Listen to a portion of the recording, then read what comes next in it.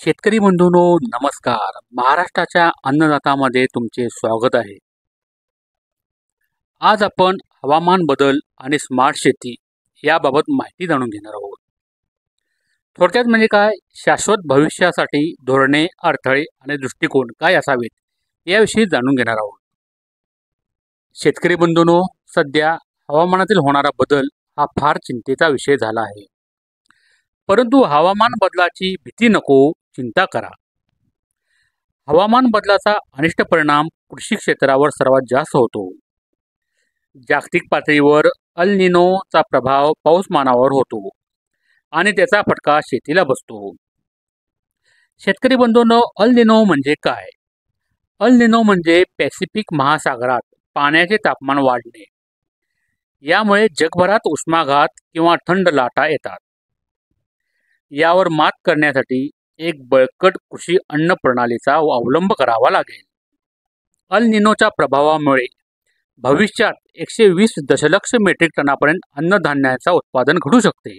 काही ठिकाणी पाण्याची कमतरता तर दुसरीकडे अतिवृष्टी यामुळे कृषी उत्पादनात घट येणार, मानवी आरोग्यास धोका होणार, वनस्पती आणि जैवविविधता यावर अनिष्ट परिणाम होऊ शकतो. एकंदरीत काय, हवामान बदलाची तीव्रता येत्या काळात वाढत आहे.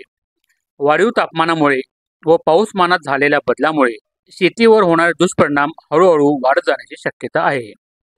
आपल्या देशात अन्न सुरक्षेचा धोका कमी करण्यासाठी हवामान अनुकूल शेती तंत्रज्ञानावर आधारित संशोधन करणे सुरू आहे. यामध्ये प्रामुख्याने जैव तंत्रज्ञानाचा वापर करावा लागेल. जैव तंत्रज्ञानावर आधारित पीक वाहनांच्या वापरामुळे उत्पादनात वाढ शक्य होईल.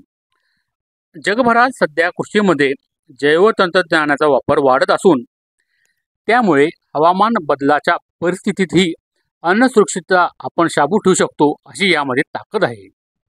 शेतकरी बंधूंनो, जैव तंत्रज्ञानाला इतर आधुनिक तंत्रज्ञानाची जोड देणे आवश्यक आहे.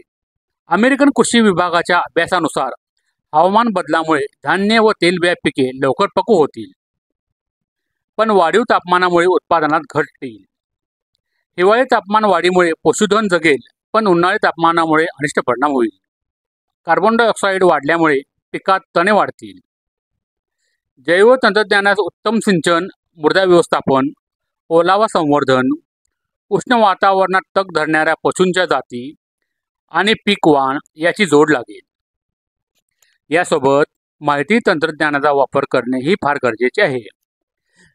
सध्याला कृत्रिम बुद्धिमत्तेवर आधारित तंत्रज्ञानाचा वापर करून हवामान बदलावर मात करणे शक्य झाले आहे.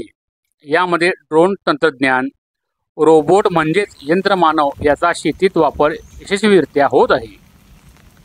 ड्रोन तंत्रज्ञानाचा प्रसार भारत सरकार करीत आहे.